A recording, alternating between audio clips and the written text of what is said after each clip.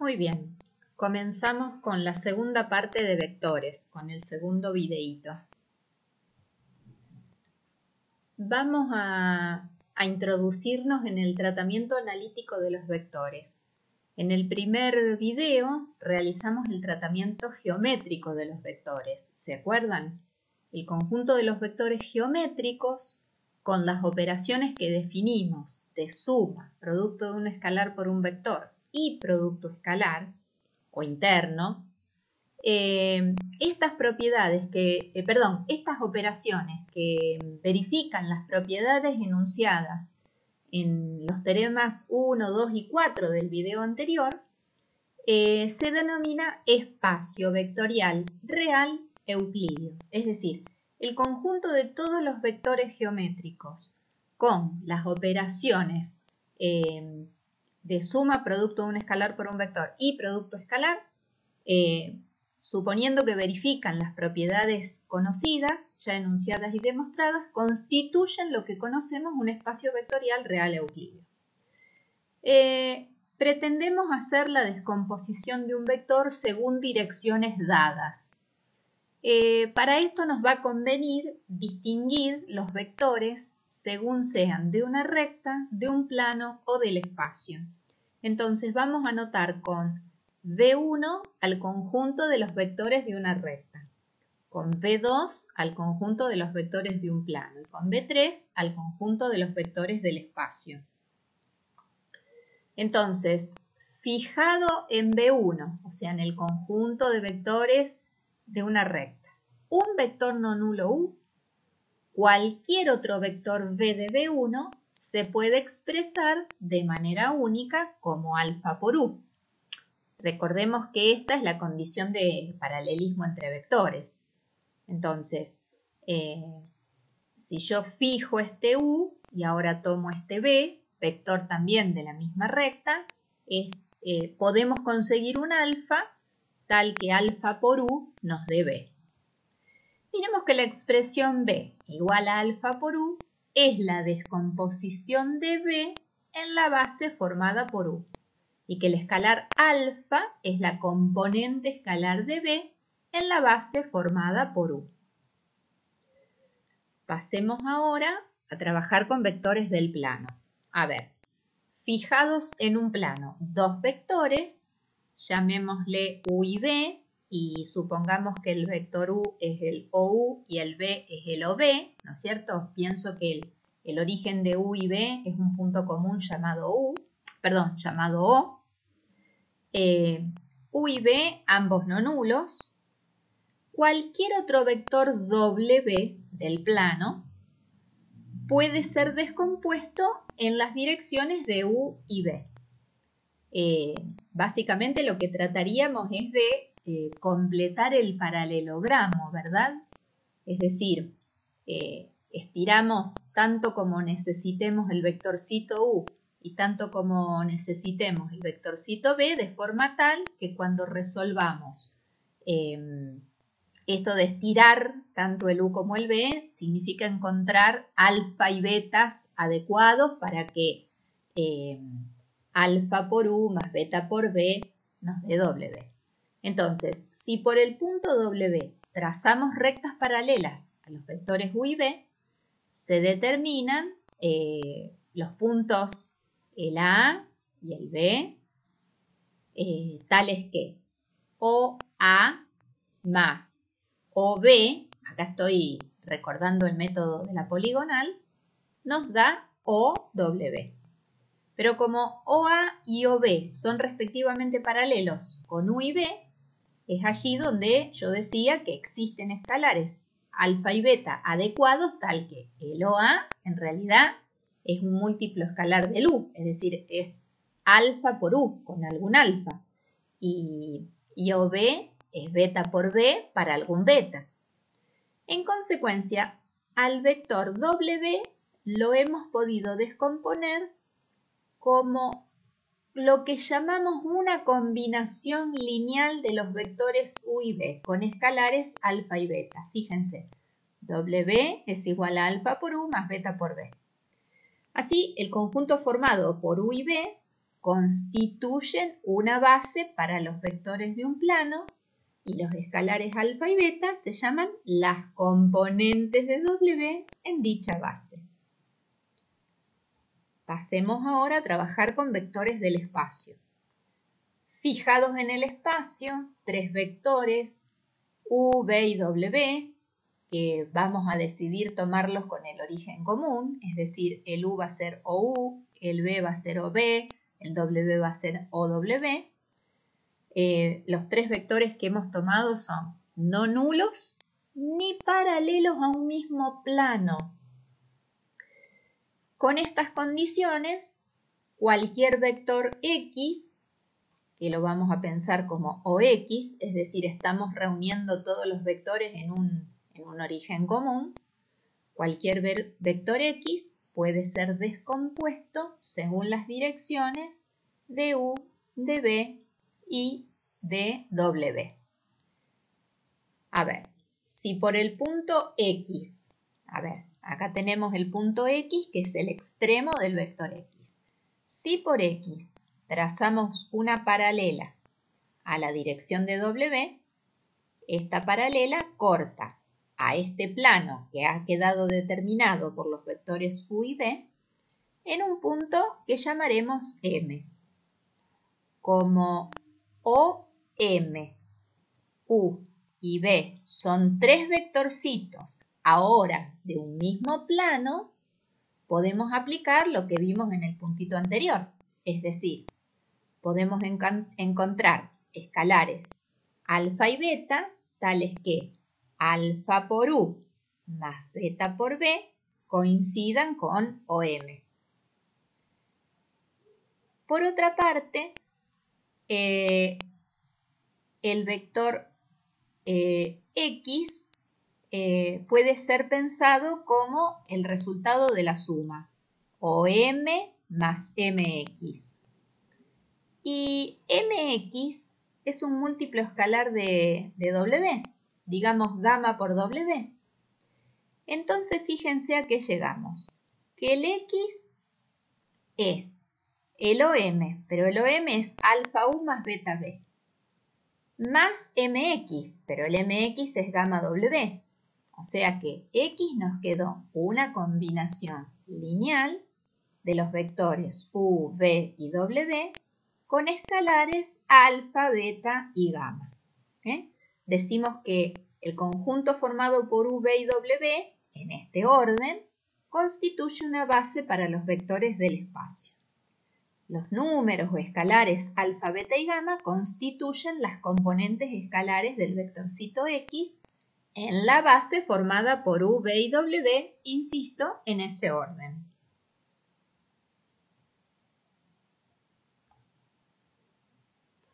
¿Qué podemos decir a modo como conclusiones? A ver, fijado un vector 1 nulo del conjunto de los vectores de una recta, se establece una correspondencia biunívoca entre los vectores de B1 y los números del conjunto de números reales. Es decir, por cada vector hay un número y por cada número hay un vector. Fijada una base en B2, queda establecida una correspondencia biunívoca entre los vectores de B2, o sea, vectores del plano, constituido por entes u objetos geométricos como son los segmentos orientados, esos son los elementitos que habitan B2, y R2. Aquí hay pares ordenados de números reales. Entonces, ¿qué estamos diciendo?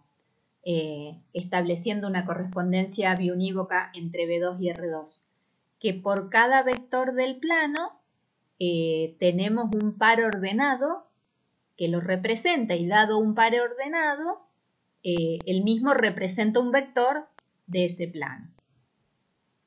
Muy bien, análogamente, fijada una base en B3, recordemos que así como acá tomábamos dos vectores no paralelos entre sí, siempre hablamos de vectores no nulos, ¿no es cierto?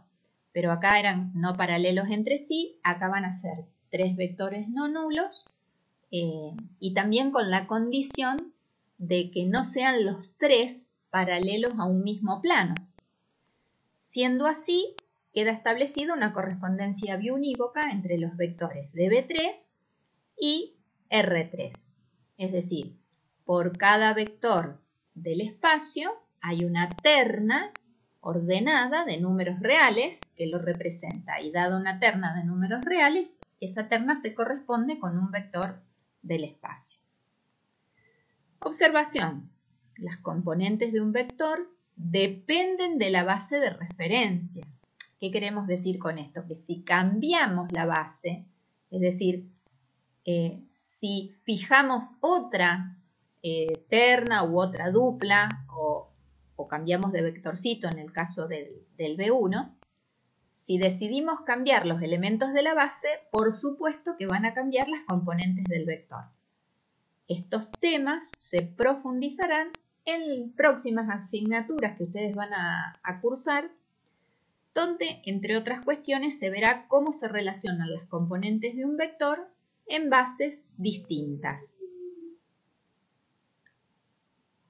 Muy bien.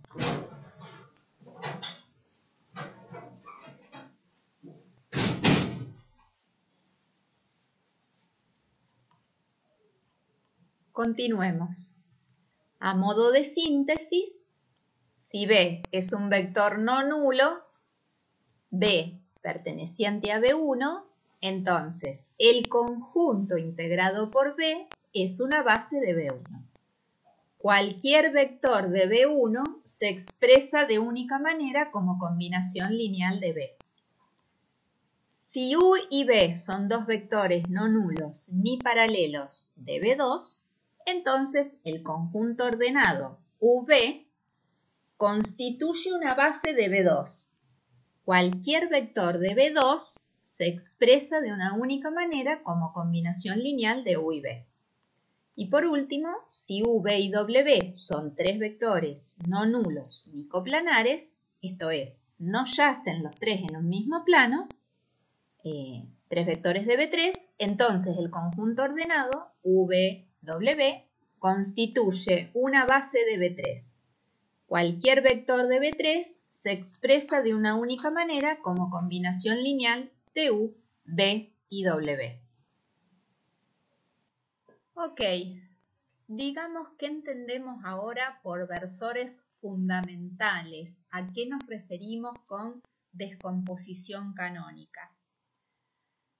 Fijado un sistema de ejes cartesianos ortogonales en el plano, digamos que el origen es O y que nuestros ejes son los ejes X e Y, llamamos versores fundamentales y los simbolizamos con las letritas I y respectivamente J a aquellos versores. Recordemos que versores eran vectores de módulo 1, entonces digo aquellos vectores cuyas direcciones y sentidos son precisamente la de los ejes coordenados positivos.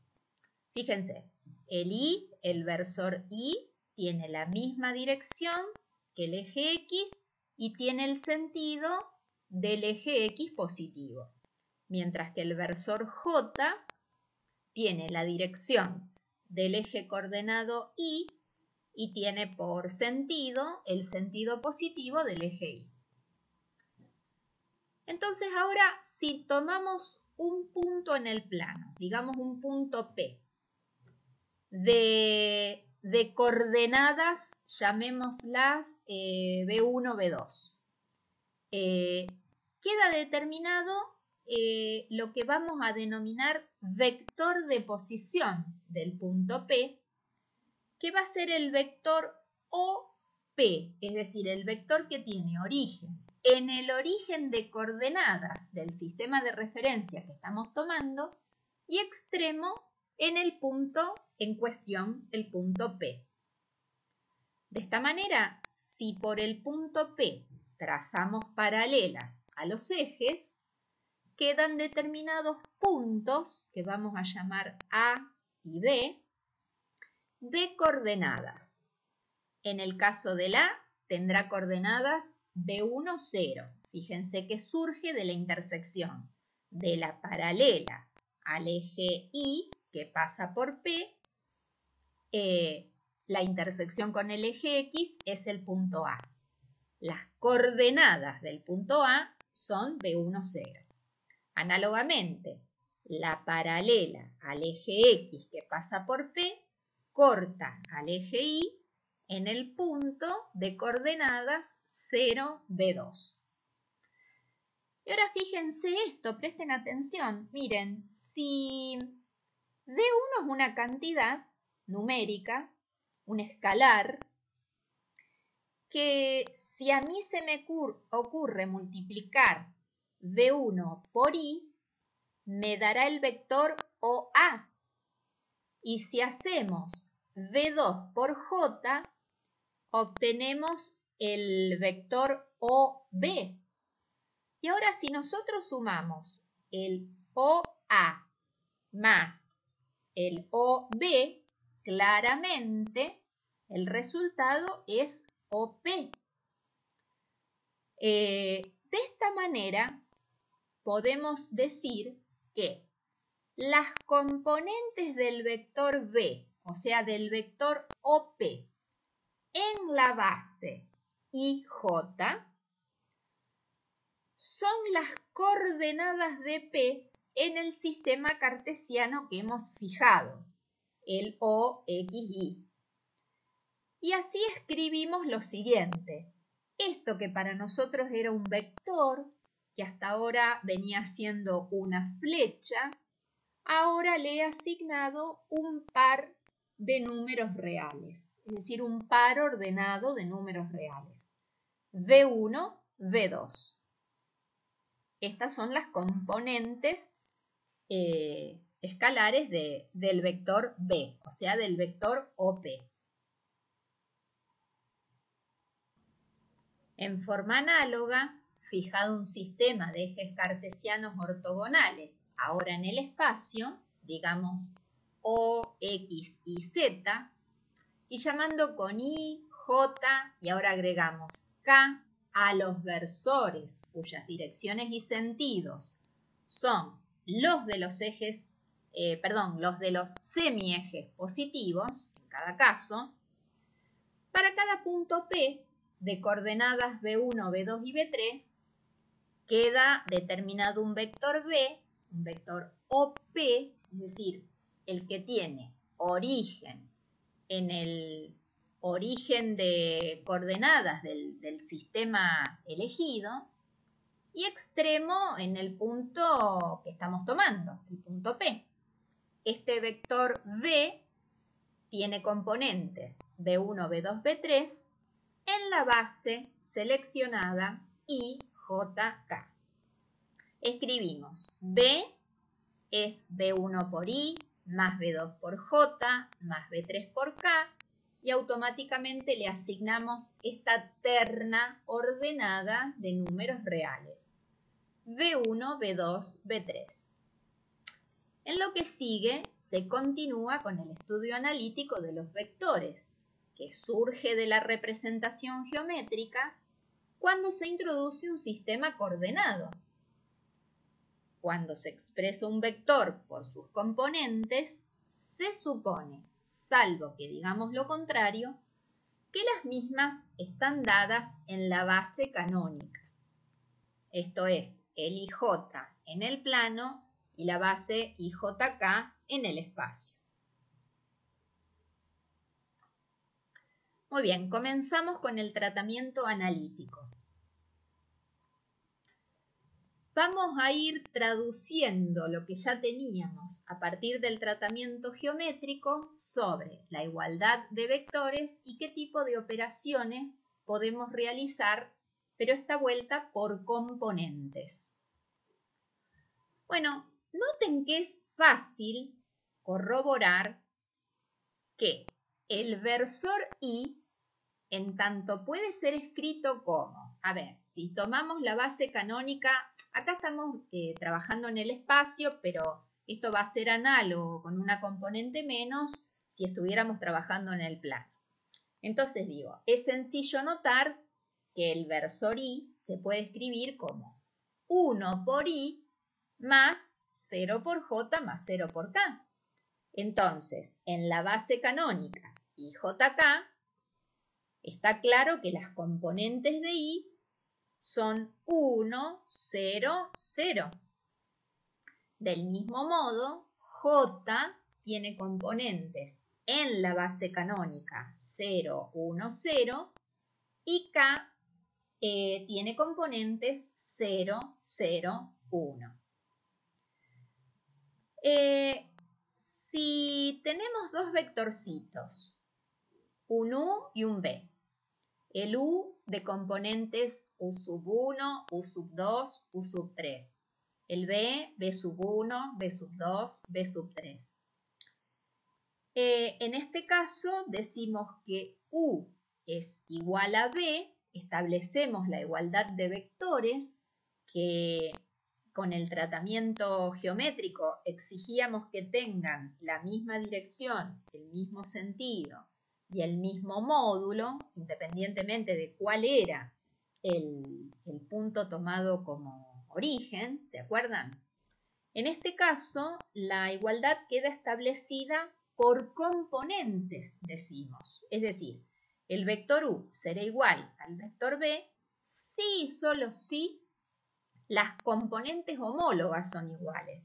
Esto es, u sub 1 es igual a b1, u sub 2 es igual a b sub 2 y u sub 3 es igual a b sub 3 simultáneamente. Por eso acá está escrito u sub i es igual a b sub i para todo índice i que tome los valores 1, 2 y 3. Por otro lado, recuerdan ustedes que esta crucecita representaba el producto escalar entre dos vectores, cuyo resultado era un número, y que ¿cómo lo definíamos al producto escalar entre vectores? Decíamos que si ambos vectores eran no nulos, debíamos poner el módulo del primer vector por el módulo del segundo vector por el coseno del ángulo que formaban los dos vectores. Particularmente, cuando se trataba del mismo vector, por ejemplo, ¿se acuerdan que habíamos visto u escalar u nos daba el módulo de u al cuadrado? Entonces, como tanto i, j y k son versores, está claro que i escalar i, al igual que j escalar j, al igual que k escalar k, nos da 1. Y también revisemos esto. I escalar j, i escalar k, al igual que j escalar k, dan 0. ¿Por qué? Bueno, porque, a ver, miremos el primer caso. El módulo de i es 1. El módulo de j es 1. Así que ya tenemos 1 por 1, 1. Pero cuando vayamos a multiplicar por el coseno del ángulo que forman i y j, en tanto i y j son perpendiculares, el coseno de un recto nos da 0 y eso hace que el producto escalar finalmente se anule. Análogamente en estas dos situaciones, ¿verdad? Establecemos el siguiente teorema. A ver, sean u el vector de componentes u sub 1, u sub 2, u sub 3. Está claro que cuando escribimos esto, quiere decir que el u resulta de la combinación lineal u sub 1 por i, u sub 2 por j, u sub 3 por k, ¿no es cierto? De la misma manera el b es un vector de componentes b1, b2, b3. Esto quiere decir que el b es b1 por i, más b2 por j, más b3 por k. Bueno, ¿qué enuncia este teorema? En primer lugar, que la suma de vectores conociendo las componentes de dichos vectores se realiza por componentes. Fíjense, las componentes del vector suma son la primer componente u sub 1 más b sub 1. Esta más esta. La segunda componente, u sub 2 más b sub 2. Y la tercera lo mismo, u sub 3 más b sub 3. Aquí está contemplada la diferencia de vectores, ¿no es cierto? En tanto entendíamos que la diferencia era la suma con el opuesto, esta formulita abarca o contempla la diferencia de vectores. ¿Cómo se resuelve alfa por u? ¿Se acuerdan? El producto de un vector por un escalar. Alfa es un número real, u es un vector de componentes u sub 1, u sub 2, u sub 3. Vamos a corroborar que alfa por u es el vector de componentes alfa por u sub 1, alfa por u sub 2, alfa por u sub 3. Finalmente, la fórmula de producto escalar que nosotros conocíamos en función del módulo de u, del módulo de b y del ángulo que formaban entre sí, ahora, conociendo las componentes de los vectores, la podemos traducir en la siguiente fórmula. U sub 1 por b sub 1 más u sub 2 por b sub 2 más u sub 3 por b sub 3. Veamos cómo podemos demostrar este teorema. A ver, si el vector u es u sub 1 por u sub 2 por u sub 3, dijimos que esto significaba, no sé qué dije acá, perdón. Si el vector u es el vector de componentes u sub 1, u sub 2, u sub 3, esto significa que el u es u sub 1 por i más u sub 2 por j más u sub 3 por k. Y respectivamente el b, si las componentes de b son b1, b2, b3, eso significa que el b es b1 por i más b2 por j más b3 por k. Entonces, como estos serían cada sumando de esta suma, fíjense que es el producto de un vector por un escalar. O sea, cada uno de los sumandos es un vector. Como la suma de vectores es conmutativa y es asociativa, yo puedo reubicar estos términos de forma tal de agrupar aquellos que acompañan a la i, aquellos que acompañan a la j y aquellos que acompañan a la k, obteniendo u sub 1 por i más b sub 1 por i, por otro lado, u sub 2 por j más b sub 2 por j, y por último, u sub 3 por k más b sub 3 por k. Como fíjense que teníamos una propiedad donde la suma de escalares se distribuía en el producto escalar por un vector, acá podemos sacar factor común i y obtenemos u sub 1 más b sub 1, cuyo resultado es un numerito, por el versor i. De la misma forma, en estos otros dos términos, y sacamos u sub 2 más b sub 2 por j más u sub 3 por b sub 3, más u sub 3 más b sub 3 por k. Si esta es la combinación lineal en la base ijk para el vector suma, quiere decir que sus componentes son u sub 1 más b sub 1, la primer componente, u sub 2 más b sub 2, la segunda componente, en tanto es el numerito que acompaña a j, y la tercer componente es u sub 3 más b sub 3. Fíjense que hemos estado usando todas las propiedades tanto de la suma de vectores como del producto de un escalar por un vector. Son propiedades que ya corroboramos en el video anterior. Ahora las estamos aplicando. Bueno, análogamente se prueba que el vector alfa por u, siendo u sub 1 por i, más u sub 2 por j, más u sub 3 por k,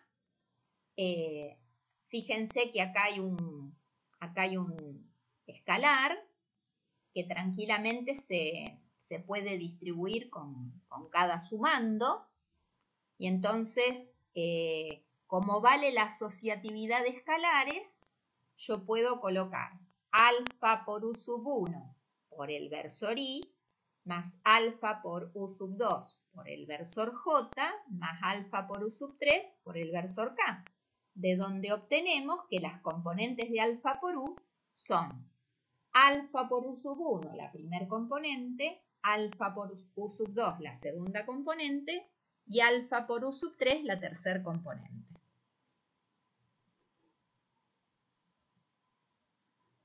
Bueno, vamos a ver ahora la propiedad que involucra al producto escalar entre vectores, pero ahora en función de sus componentes. A ver, hagamos u escalar b poniendo la descomposición canónica que le corresponden tanto al u como al b. Quiero decir que el u es u sub 1 por i más u sub 2 por j más u sub 3 por k. Y eso tengo que hacer producto escalar con b sub 1 por i, b sub 2 por j más b sub 3 por k. Recordemos que en el producto escalar se podía distribuir la suma de vectores. Entonces yo voy a hacer u sub 1 por i escalar b sub 1 por i. Y los escalares en el producto escalar pueden agruparse.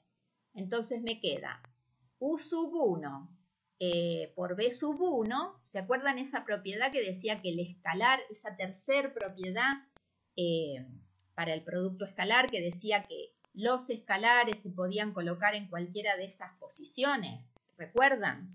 Entonces yo puedo asociar u sub 1 por b sub 1 y dejarme el producto escalar de i por i. Es claro que el i por i da 1. Esto fue lo que discutimos en una de las láminas anteriores. Luego, cuando hagamos u sub 1 por i por el b sub 2 por j, de nuevo tomo los escalares y los coloco aquí, fuera del producto escalar entre vectores, y me queda u sub 1 por b sub 2 multiplicado por el resultado de hacer i escalar j, pero i escalar j da 0. Bueno, si ustedes van prestando atención, estamos aplicando la propiedad distributiva, sacando los escalares hacia afuera. Eso es una propiedad del producto escalar, cuando hay producto de un vector por un escalar, y luego lo que voy haciendo es chequeando el producto escalar entre los versores fundamentales. Entonces, este productito nos da 0, este también, este nos da 1. Es decir, cuando se trata de un versor producto escalar sí mismo, da 1. Mientras que cuando tomamos un versor de los fundamentales con otro distinto, el producto escalar da 0. Consecuentemente, el resultado final, por así decirlo, sobreviven solamente los sumandos en los que participa un único versor fundamental. Entonces me queda u sub 1 más b sub 1, u sub 1 por b sub 1 más u sub 2 por b sub 2 y finalmente u sub 3 por b sub 3.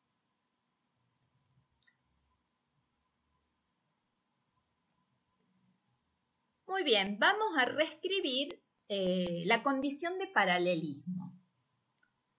Siendo u de componentes u sub 1, u sub 2, u sub 3 y b de componentes b sub 1, b sub 2, b sub 3, dos vectores no nulos, nosotros sabemos que son paralelos si y solo si uno de ellos es múltiplo escalar del otro. ¿Recuerdan? Lo podemos escribir así. U es paralelo a B si y solo si B es alfa por U para algún escalar no nulo. Y si ahora, con lo que hemos aprendido de realizar producto de un vector por un escalar por componentes y lo que hemos reescrito en términos de la igualdad de vectores, Esta igualdad ahora la podemos esquematizar del siguiente modo. Podemos decir que para que sean paralelos entre sí, V1 deberá ser alfa por U1, V2 deberá ser alfa por U2 y finalmente V3 alfa por U3. Siempre hablando de un escalar alfa no nulo. Y podemos avanzar un poquito más a condición de que ninguna de estas componentes, me refiero a las componentes de U, sean nulas. Si ninguna de las componentes de U son nulas, entonces yo puedo despejar, por así decir, alfa de cada una de estas igualdades, con lo cual obtendremos que alfa simultáneamente coincide con B sub 1 sobre U sub 1, B sub 2 sobre U sub 2 y B sub 3 sobre U sub 3. Está claro de que si U y B eran paralelos de igual sentido, el valor alfa que obtendremos será positivo. Mientras que si U y B fuesen paralelos de sentidos contrarios, el alfa obtenido será negativo. Muy bien, vamos a hacer algunas puntualizaciones respecto al módulo de un vector, al cálculo del vector opuesto y al cálculo del versor asociado a un vector dado. Si U es el vector de componentes, U sub 1, U sub 2, U sub 3, entonces, recordando que el módulo de U al cuadrado era U escalar U, obtenemos ahora que el módulo de U al cuadrado es, según la formulita que recientemente vimos, el producto escalar por componentes, en esta situación nos quedaría U sub 1 por U sub 1 más U sub 2 por U sub 2 más U sub 3 por U sub 3, es decir, U1 cuadrado más U2 cuadrado más U3 cuadrado, de donde podemos despejar y decir que el módulo de U coincide con la raíz cuadrada de U sub 1 cuadrado más U sub 2 cuadrado más U sub 3 cuadrado. Otra manera de haber llegado a esta formulita es, una vez pensado el U, aplicar sucesivamente teorema de Pitágoras. Esto lo verán en la práctica. Bueno, ¿cómo calculamos el opuesto de U? Nosotros sabíamos que el opuesto de U coincide con el producto del vector U por el escalar menos 1. Y ahora aprendimos que la multiplicación por un escalar se aplica componente a componente. Es decir, a cada componente de U la multiplicamos por el escalar menos 1, de donde el opuesto de U es el vector de componentes, menos U sub 1, menos U sub 2, menos U sub 3. Por último, si el vector U no es el vector nulo, aquí no está explícitamente escrito, pero lo estoy diciendo. Por favor, presten atención. Si el U no es el vector nulo, está claro que el módulo de U no es 0. Y en ese caso contábamos con que el versor asociado a U era el escalar 1 dividido el módulo de U, que recién le dimos esta expresión, multiplicado por el vector U. Entonces aquí tenemos el vector U dividido su módulo, con las expresiones por componentes. Ahora sí, veamos este ejemplo. A ver, sean U el vector 3, menos 1, 2, V el vector menos 2, 0, 4 y W el vector 3, 2, 5.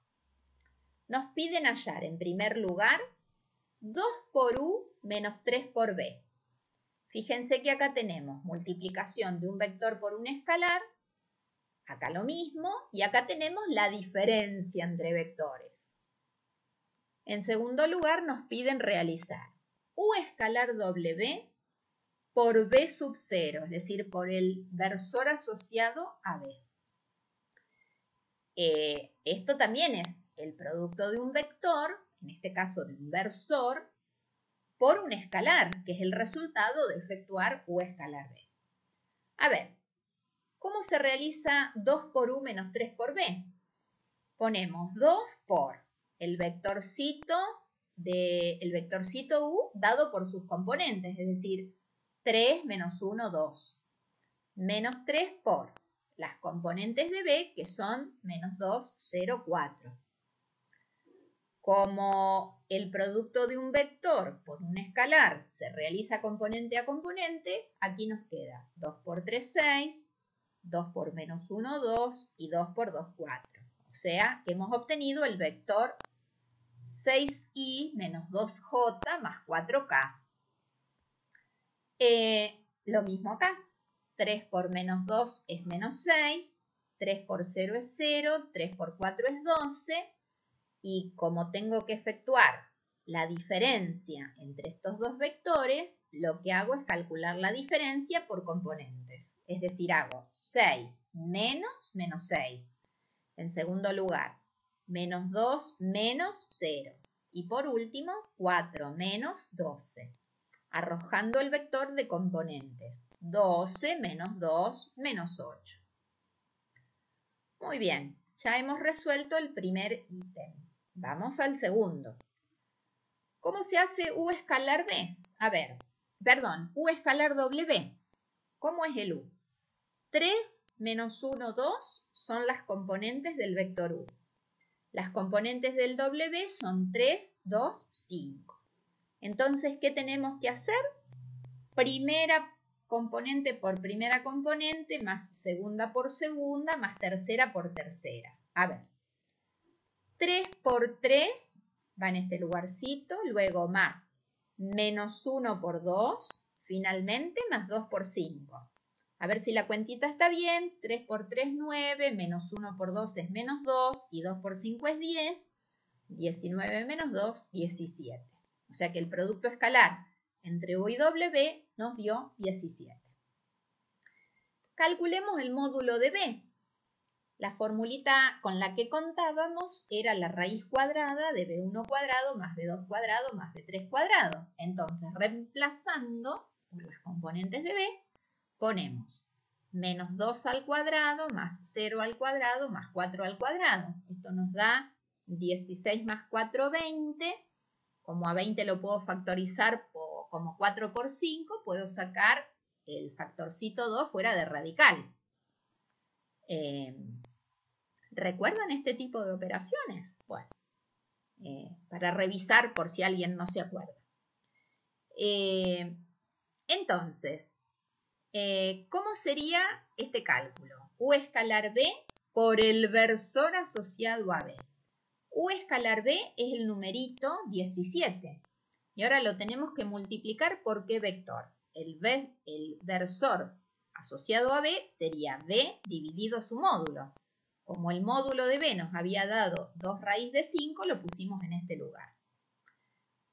Acá se me ocurrió, podemos juntar los escalares, porque los escalares en el producto de un vector por un escalar, los escalares se asocian, recuerden la asociatividad de escalares, o propiedad de homogeneidad. Este escalar es el que va a multiplicar a este vector. Y lo resolvemos componente a componente, obteniendo menos 17 sobre raíz de 5 en la primera componente, 0 en la segunda y 34 sobre raíz de 5 en la tercera. Muy bien, avancemos al siguiente concepto. Ángulos y cosenos directores de un vector. A ver, en este caso empezamos trabajando en el plano, sea B un vector del plano, un vector nulo de componentes B1, B2. Ese vectorcito B, noten que cuando fijamos un sistema de referencia, en este caso tendríamos el OXY para hacer la descomposición canónica del B, lo que hacemos es colocar el origen del vector B de forma tal que coincida con el origen de coordenadas, ¿no es cierto? Bueno, entonces, este B con el semieje X positivo va a formar un ángulo al que llamamos alfa. Y al mismo tiempo, el vector B va a formar con el semieje positivo Y un ángulo beta. A estos dos angulitos, al ángulo que forma B con el versor Y, fíjense que yo dije con el semieje positivo X, o sea, estaba contando el ángulo entre B y el versor Y. Y simultáneamente el beta es el ángulo que forman B con el versor J. Bueno, a estos dos ángulos los llamamos ángulos directores y a sus cosenos los llamamos cosenos directores. Noten que el ángulo, el coseno de alfa, o sea, el coseno del ángulo que forman B con el versor Y, si recordamos la fórmula que habíamos obtenido a partir del producto escalar de vectores para el coseno del ángulo que forman dos vectores, si se acuerdan, era B escalar Y, en este caso, dividido el módulo de B por el módulo de Y. Ahora bien, entonces acá en el denominador tendríamos módulo de B por el módulo de Y, que es 1, por eso no está colocado. Y el producto escalar entre B e Y, siendo Y el vector de componentes, en este caso 1, 0, nos va a quedar B1 por 1 más B2 por 0, es decir, aquí arribita nos queda B sub 1. Análogamente, el coseno de beta, o sea, el coseno del ángulo que forman B con el versor J, es B2 dividido el módulo de B. Y si ustedes prestan atención, estas dos son las componentes del versor asociado a B. O sea que otra manera de describir el versor asociado a B sería aquella expresión en donde las componentes del versor asociado son precisamente los cosenos directores. Automáticamente vale que el coseno cuadrado de alfa más el coseno cuadrado de beta es 1, ¿no es cierto? Porque si estas son las componentes del versor asociado a B, que es de módulo 1, con la formulita de módulo de un vector, que era cada componente elevada al cuadrado, raíz cuadrada, efectivamente se convalida esta igualdad. O sea que los ángulos directores de un vector deben obligatoriamente satisfacer una igualdad de este tipo.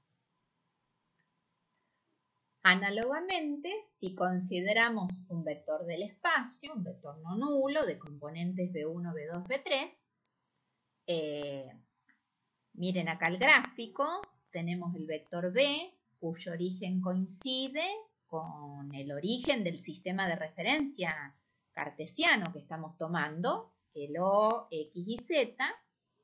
Bueno, este vector determina con los versores fundamentales ángulos alfa, beta y gamma respectivamente. Miren, alfa es el ángulo que forman B e I. Beta es el ángulo que forman B y J. Mientras que gamma es el ángulo que forman B y K. Entonces, alfa, beta y gamma son los ángulos directores y sus cosenos son los cosenos directores. Que ustedes comprenderán que a partir de un análisis similar al que efectuamos recién, el coseno de alfa coincide con B sub 1 sobre el módulo de B el coseno de beta es b sub 2 sobre módulo de b y el coseno de gamma es b sub 3 sobre módulo de b. De manera tal que el b sub 0, o sea, el versor asociado a b, ahora se escribe por componentes en función de sus cosenos directores, se escribe coseno de alfa, coseno de beta, coseno de gamma. Y entonces, de nuevo, automáticamente, los cosenos directores de un vector en el espacio deben satisfacer esta igualdad. En tanto son las componentes del versor asociado que tiene módulo 1, se debe cumplir que el coseno cuadrado de alfa más el coseno cuadrado de beta más el coseno cuadrado de gamma valga 1. Veamos un ejemplo. Nos piden hallar las componentes de U sabiendo que el módulo de U vale 3 y sus cosenos directores son respectivamente 1/3 menos 1/3 raíz de 7 sobre 3. Bueno, en tanto el coseno de alfa es U sub 1 sobre el módulo de U, ¿qué obtenemos? Que U sub 1 es el módulo de U por el coseno de alfa. En este caso es 3 por 1/3 vale 1. En tanto el coseno de beta es U sub 2 dividido el módulo de U, el U sub 2, la componente U sub 2, vale módulo de U por coseno de beta. En este caso es 3 por menos 1/3 nos da menos 1. Finalmente, en tanto el coseno de gamma es U sub 3 dividido el módulo de U sub 3 vale módulo de U por coseno de gamma, o sea 3 por raíz de 7 sobre 3, que nos da raíz de 7. Y así las componentes del vector U son 1 menos 1 raíz de 7. Veamos componentes de un vector a partir de 2 puntos. Dados P0 de coordenadas x0 y 0z0 y P1 de coordenadas x1 y 1z1, P0 y P1 son 2 puntos. Queremos encontrar las componentes del vector P0, P1, o sea, el vector que tiene origen en P0 y extremo en P1. Miren lo que ocurre cuando hacemos la representación gráfica. P0 automáticamente queda asociado al vector de posición 0, P0. Lo mismo ocurre con P1. Automáticamente al punto P1 le asociamos su vector de posición, que es el OP1. Y está claro que el OP1 es el que cierra la poligonal para la suma OP0 más P0P1, para los vectores OP0 y P0P1, de donde podemos concluir que el vector P0P1 se encuentra como el vector diferencia entre OP1 y OP0. Como las componentes del vector posición de un punto coinciden con las coordenadas del punto, reemplazamos OP1 por sus componentes, x1 y 1z1. Análogamente hacemos con OP0, x0 y 0z0, de donde el vector P0P1 tiene componentes x1 menos x0, y1 menos y0, z1 menos z0. Conclusión, las componentes del vector obtenido a partir de 2 puntos se obtienen restando a las coordenadas del extremo las coordenadas del origen. Bien, veamos cuáles son las coordenadas del punto medio entre 2 puntos. Esquematicemos la situación como sigue. tenemos un punto P0, un punto P1 y queremos encontrar el punto que está intuitivamente, digámoslo así, a mitad de camino entre ambos. Entonces, fíjense que es fácil advertir que el vector P0M coincide con el vector MP1. Tienen la misma dirección, el mismo sentido y del hecho de estar a mitad de camino es claro que las longitudes también coinciden. Entonces, esto por un lado, el vectorcito P0M coincide con el vectorcito MP1. Pero además al P0P1 vector lo podemos escribir como la suma de P0M más MP1. Entonces, miren, si acá reemplazamos el vector MP1 por el vector P0M, nos queda P0M más P0M son 2 veces P0M. ¿Se acuerdan? Es el producto del vector P0M por el escalar 2. Pero coincide con el vector P0P1. Recordando que el vector que se forma conociendo las coordenadas del origen y del extremo tiene por componentes la diferencia entre dichas coordenadas, el vector P0P1 es el vector de componentes x1 menos x0, y1 menos y0, z1 menos z0. Otro tanto ocurre con P0M, que aquí aparece multiplicado por 2, y ya hemos establecido que la multiplicación de un vector dado por sus componentes por un escalar, esa multiplicación se realiza componente a componente. Quiere decir que 2 vector P0M tiene por componentes 2, x menos x0, 2, y menos y0, 2, z menos z0. Como la igualdad entre vectores también se efectúa componente a componente, haciendo un poquito de cuentas, de aquí podemos decir que las coordenadas de M, fíjense, nos quedaron x igual a x0 más x1 sobre 2, y y0 más y1 sobre 2, y z, z0 más z1 sobre 2.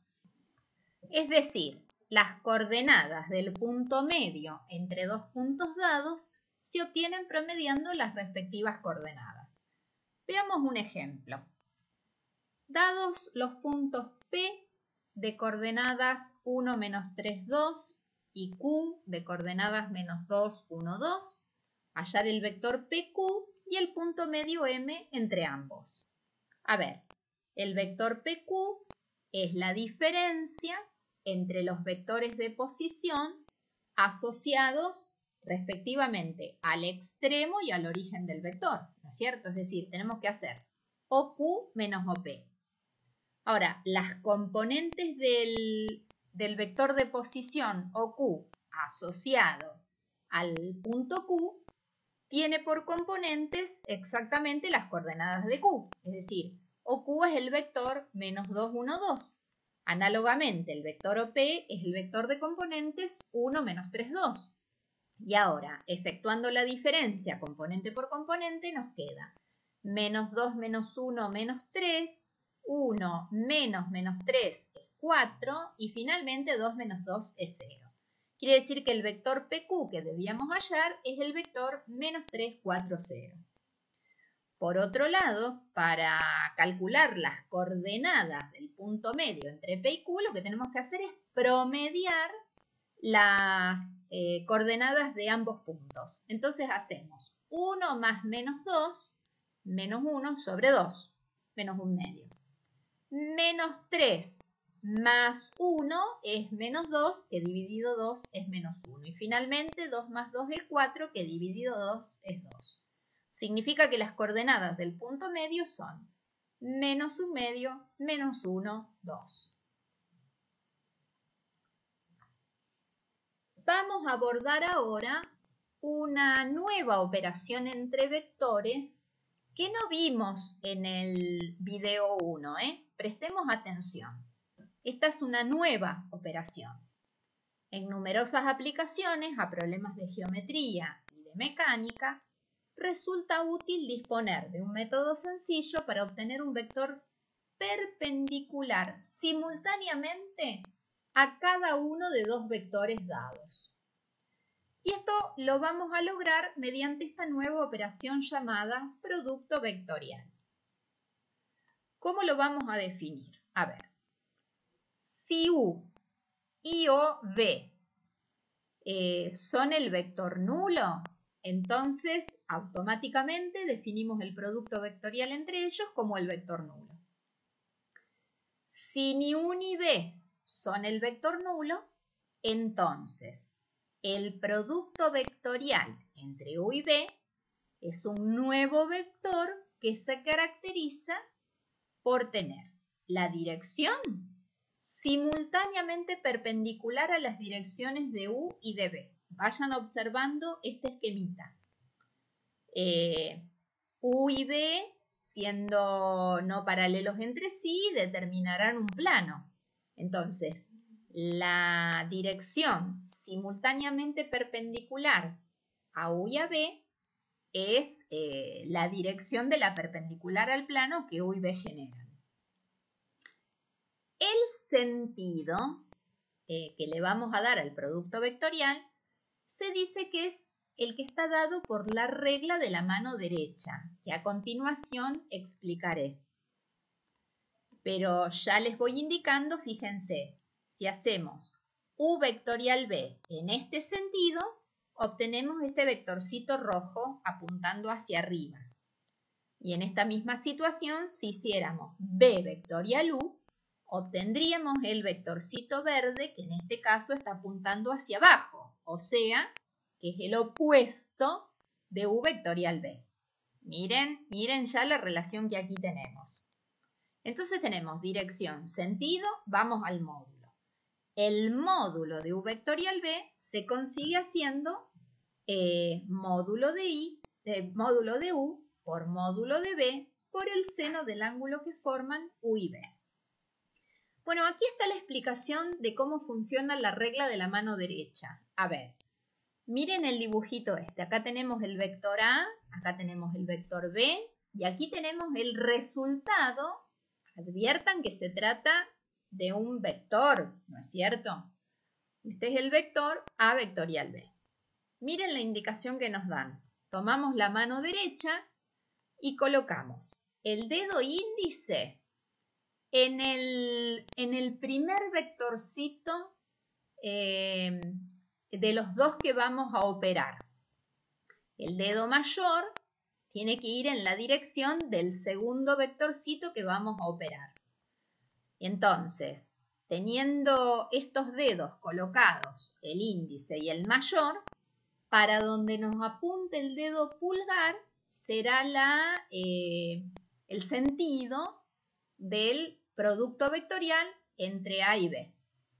Fíjense que en el esquemita este que yo les mostraba acá, para poder realizar V vectorial U, deberían rotar la muñeca y entonces el pulgar les va a quedar apuntando hacia abajo.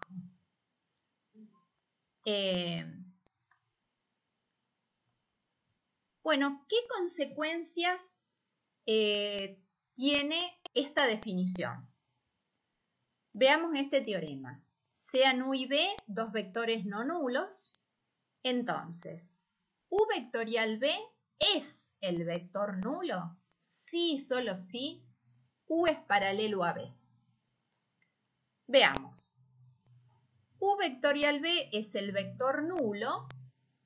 Recordemos que el vector nulo es el único vector que tiene módulo 0. Entonces, esto es si solo si el módulo de U vectorial B es 0. Pero el módulo de U vectorial B fue definido como el producto de los módulos por el seno del ángulo que forman. Y como ni U ni B son el vector nulo, estos dos factorcitos no son los que se anulan. Es decir, el factor que se estaría anulando en esta situación sería el seno del ángulo que forman U y B. Siendo así, el ángulo que forman U y B podría ser 0 o podría ser pi, es decir, que entonces U y B serían, en este caso, paralelos y de igual sentido y en este caso paralelos y de sentidos opuestos. En cualquier caso, son paralelos. U es paralelo a B. Con lo que concluye la demostración del teorema. Además, es fácil advertir que I vectorial I, J vectorial J y K vectorial K da por resultado el vector nulo. Fíjense que si seguimos con la lógica de este teorema,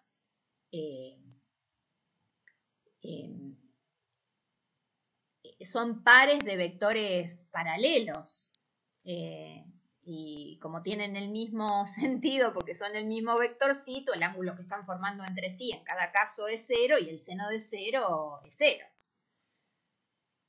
Mientras que I vectorial J es K, J vectorial K es I y K vectorial I es J. A ver, analicemos aunque sea una de estas igualdades. A ver, pensemos. ¿Cómo se resuelve I vectorial J? Tiene que ser un vector cuya dirección sea simultáneamente perpendicular a las direcciones de I y de J. Como la dirección de I es la del eje X y la dirección de J es la del eje Y, la dirección del Z es la dirección que resulta simultáneamente perpendicular a ambos. Entonces, el resultado tendrá que estar en la dirección del eje Z. El módulo del producto vectorial entre I y J será el módulo de I por el módulo de J, hasta ahí tenemos un 1, por el seno del ángulo que forman el I y el J. Pero como el I y el J son perpendiculares entre sí, el seno del ángulo que forman es 1. O sea que hasta ahora I vectorial J tiene la dirección del eje Z y tiene módulo 1. ¿Qué hay respecto del sentido?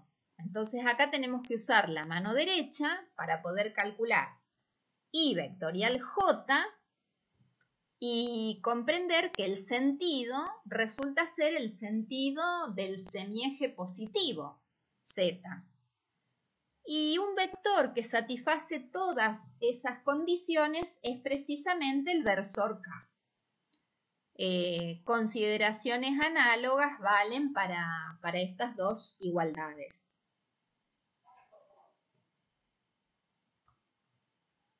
Veamos cuáles son las propiedades de este producto vectorial así definido. Sean U, V y W vectores del espacio y sea alfa un escalar real. Entonces valen las siguientes propiedades. La primera es la antisimetría. U vectorial V es el opuesto de V vectorial U. Vale la propiedad distributiva del producto por un escalar respecto al producto vectorial. Es decir, fíjense, si hacemos alfa por el resultado U vectorial V, es lo mismo que haber hecho primero el producto del vector U por el escalar alfa y a ese vector operarlo con el producto vectorial con V. Pero también podemos ubicar el U vectorial alfa por B. La tercera propiedad se refiere a la propiedad distributiva del producto vectorial respecto a la suma de vectores. U vectorial B más W, coincide con U vectorial B más U vectorial W. Analicen que acá tenemos suma de vectores, por lo tanto tiene un vector, da por resultado un vector y tiene sentido realizar el producto vectorial entre dos vectores. De la misma manera, en el miembro derecho, u vectorial b es un vector, u vectorial w es un vector y tiene sentido sumarlos. Las demostraciones de estas propiedades se las dejo a ustedes como un ejercicio. Y nos vamos a dedicar ahora a ver si podemos encontrar una expresión para las componentes del producto vectorial, porque hasta ahora lo hemos definido considerando sus características, que son la dirección, el sentido y el módulo, pero nos gustaría conocer las componentes del resultado de hacer el producto vectorial conociendo las componentes de u y b respectivamente. Entonces pensemos, si u es el vector de componentes u sub 1, u sub 2, u sub 3, y otro tanto con el vector b, ¿cómo aplico las propiedades enunciadas aquí? Y también las propiedades estas se refieren al producto vectorial que acabamos de definir, pero ya conocíamos las propiedades del producto de un escalar por un vector. Bueno, vamos a aplicar todas estas propiedades para deducir lo siguiente. Si hacemos u vectorial b, comenzamos reemplazando u por su descomposición en la base canónica, es decir, 1 por i más u2 por j más u3 por k. Otro tanto con el b. b1 por i más b2 por j más b3 por k. Acabamos de señalar que vale la propiedad distributiva del producto vectorial respecto de la suma de vectores. Con lo cual vamos a poder realizar u1i vectorial b1i más u1i vectorial b2j más u1i vectorial b3k y así siguiendo. En cada uno de esos sumandos, a ver, comencemos analizando b1i vectorial b1i. Dijimos que los escalares se pueden posicionar o con cada uno de los vectorcitos o colocarlos por fuera del producto vectorial. ¿Reconocen de qué les estoy hablando? Estoy hablando de esta propiedad, ¿no es cierto? El escalar que participe dentro de un vectorcito factor, vamos a decirlo así, también se puede colocar directamente por fuera del resultado de efectuar el producto vectorial entre los vectores. Entonces, cuando hacemos u1i vectorial b1i, colocamos los escalares afuera y resolvemos i vectorial i. Pero ya dijimos que i vectorial i da 0. Entonces, en el segundo sumando teníamos u1i vectorial b2j. Colocamos los escalares afuera, u1, b2, y nos concentramos en ver cuánto da i vectorial j. I vectorial j da k. Luego, u1i vectorial b3k, dejamos los escalares afuera, 1 por b3, y nos concentramos en i vectorial k. Fíjense que i vectorial k es el opuesto de j. ¿Por qué? Vuelvo unas láminas hacia atrás y les señalo que k vectorial i vale j. Pero que la primera propiedad de la que trataba el teorema era la propiedad de antisimetría o de anticonmutatividad. Es decir, que k vectorial i e i vectorial k son vectores opuestos uno del otro. Entonces, vuelvo para acá para señalar por qué i vectorial k nos da el opuesto de j. Bueno, así seguimos analizando en cada situación con mucha paciencia y cuando se repitan dos vectores iguales, esos sumandos terminan anulándose. Fíjense, este se anuló, este también, este también. ¿Qué sobrevivió? A ver, vamos a ver. ¿Cuáles de estos sumandos son múltiplos escalares del versor i? A ver, ¿dónde los tenemos? Uno está aquí, miren. Acá tengo un múltiplo escalar del i. Acá también lo que ocurre es que K vectorial J da menos I. Entonces, en I tenemos U2B3 y ahora considero este menos, lo voy a juntar con estos escalares para decir menos U3B2. Esta es la componente, este es el escalar que le corresponde a la primer componente, es decir, el numerito que acompaña al versor I. Analicemos qué es lo que aporta en J. A ver, acá tengo, miren, como acá hay un menos J, este menos se lo voy a colocar al escalar para decir menos U1B3 y acá tengo U3B1. O sea que tengo U3B1 menos U1B3 en J. Y finalmente en K, cuando me fijo, tengo U1B2 y luego menos U2B1. Ustedes van a decir, uy, qué lío que es esto, ¿cómo lo vamos a calcular? Bueno, les voy a mostrar un ejemplo. Primero les hago esta observación. Y es la siguiente, que las componentes del vector U vectorial B pueden calcularse mediante este determinante simbólico. Decimos que es simbólico porque si bien en la segunda y tercera fila tenemos numeritos, estos no son numeritos, estos son los versores fundamentales. A ver, les voy a explicar qué significa calcular este determinante. Miren, se los muestro con el siguiente ejemplo. Si U es el vector de componentes 1, 3, menos 2 y B el vectorcito 2, 1, 0, entonces, ¿cómo se realiza U vectorial B? Pongo así, IJK en la primera fila, en la segunda coloco las componentes de U, fíjense que copié estos numeritos, en la tercera las componentes de B, fíjense que copié estos numeritos. Bueno, y ahora a ver si me prestan atención. Si quiero la primer componente, que es la que le corresponde al versor I, en mi mente voy a tachar la primer columna y siempre voy a mantener tachada en mi mente la primer fila. Cuando tacho la primer columna y la primer fila, me queda este cuadradito. 3 menos 2, 1, 0. Esto va en el I.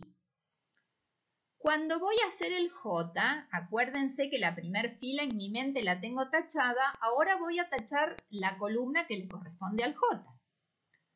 Y voy a copiar el cuadradito que me quedó, que es 1 menos 2, 2, 0. ¿Ven? 1 menos 2, 2, 0. Pero atenti que el que va acompañado con J tiene que tener un menos.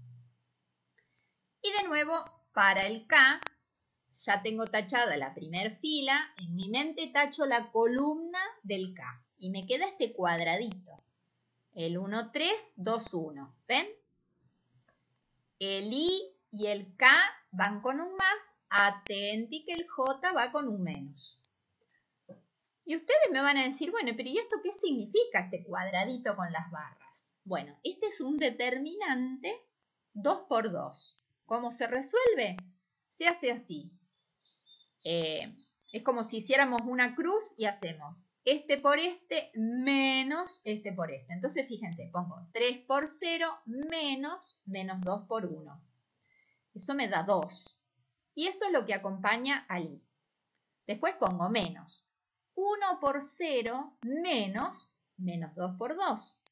Eso me da 4, pero como adelante tenía un 1, como adelante tenía un menos, me queda menos 4 en J. Y finalmente 1 por 1 menos 3 por 2 me da menos 5 en K. O sea que el vector resultante del U vectorial B tiene componentes 2 menos 4 menos 5.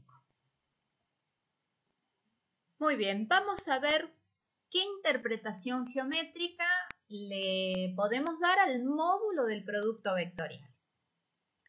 El módulo del producto vectorial de dos vectores no nulos ni paralelos es igual al área del paralelogramo determinado por ambos vectores.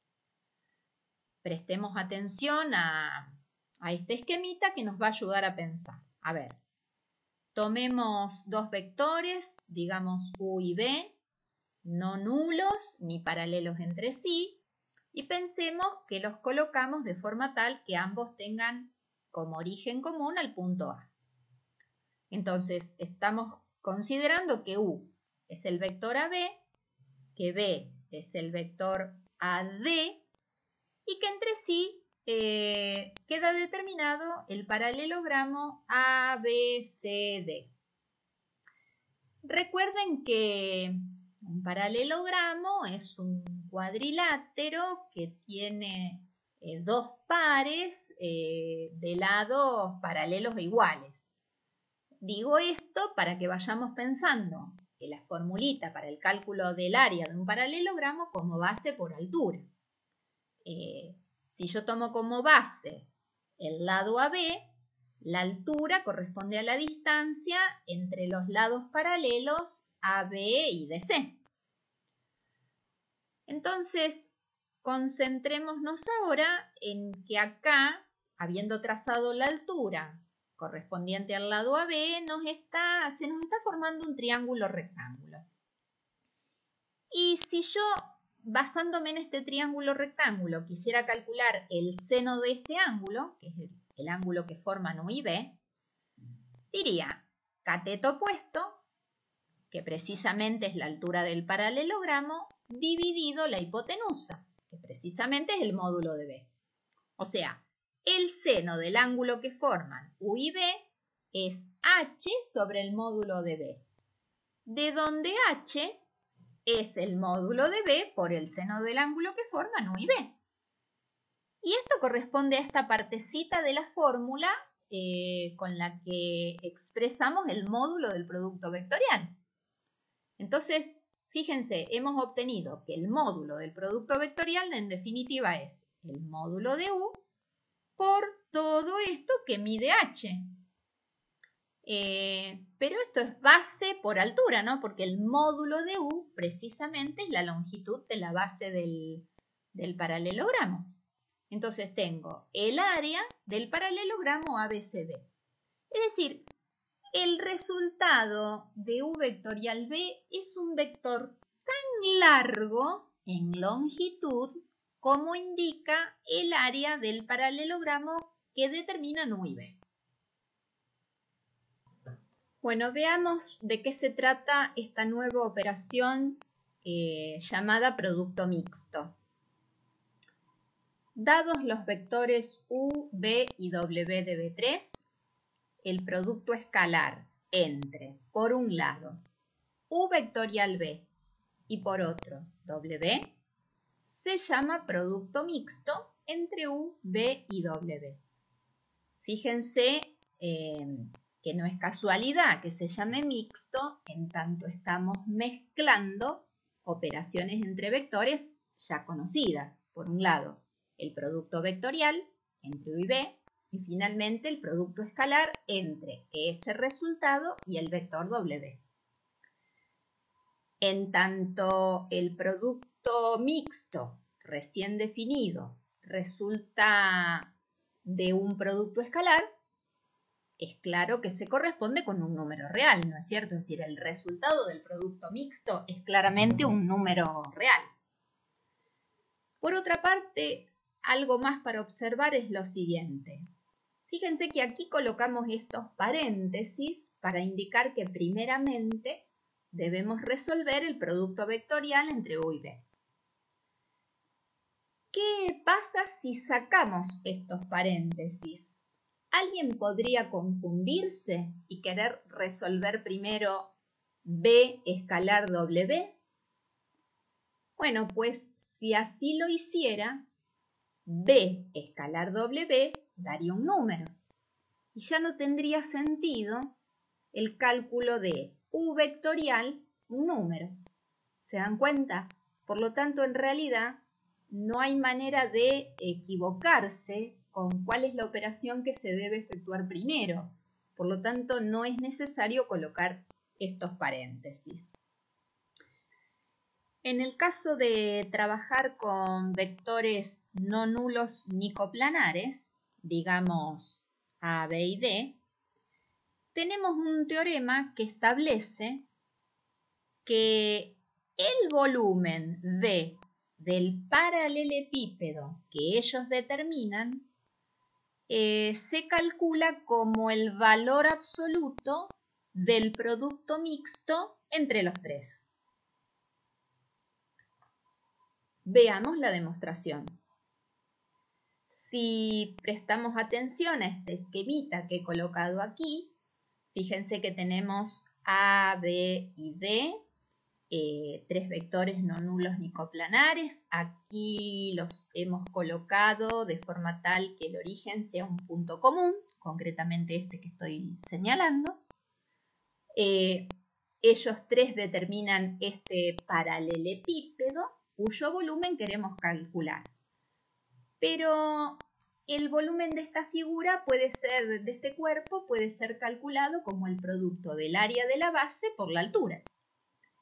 El área de la base, si tomamos como base este paralelogramo que determinan los vectores A y B, el área de este paralelogramo ya hemos demostrado que coincide con el módulo del producto vectorial entre A y B.